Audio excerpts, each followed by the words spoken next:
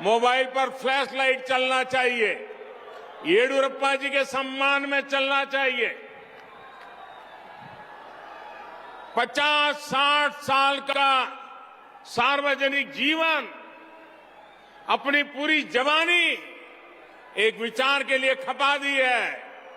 हर कोई अपने mobile phone का फ्लैश लाइट चालू करके आदरणीय येडियुरप्पा जी का सम्मान करे। शाबाश, शाबाश। भारत माता की। जब मैं भाजपा सरकार के दौरान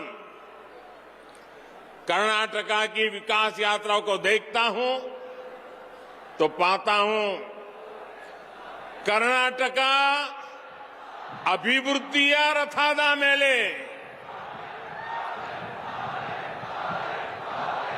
ಈ ರಥವು ಪ್ರಗತಿಯ ಪಥದ ಮೇಲೆ